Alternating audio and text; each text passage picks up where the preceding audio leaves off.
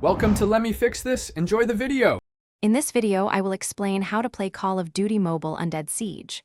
First, during the day, your main goal is to gather resources. Look for purple ether crystals and eliminate zombies to collect ether essence, which is your in-game currency. Use vehicles, especially helicopters, to cover ground quickly and efficiently. Also, complete side missions like destroying infected crystals or hunting the butcher for valuable loot and materials. When night falls, your primary objective shifts to defending the control center. Zombies will attack in waves, so be ready. If the control center or your turrets take damage, quickly switch to your wrench tool to repair them.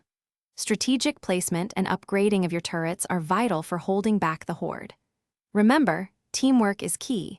Coordinate with your squad to cover all angles and maximize your defenses. Turrets are your best friends in Undead Siege. Each player can deploy up to 4 turrets, which can be upgraded through 4 levels. Prioritize leveling up your turret damage talents to significantly boost their firepower. Spend your collected ether essence wisely to buy and upgrade different turret types, like machine gun or grenade turrets.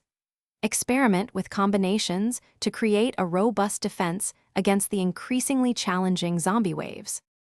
As you progress, you'll face tougher elite zombies. Always target necromancers first, as they buff other zombies, making them harder to kill. For armored wardens, your wrench deals surprisingly high damage, so use it up close. Save your Molotovs and cluster grenades for the formidable heavy gunners, who pose a significant threat to your base. Continuously level up your talents to permanently strengthen your player and turret capabilities for better survival. Thanks for watching. If you found this helpful, don't forget to like and subscribe.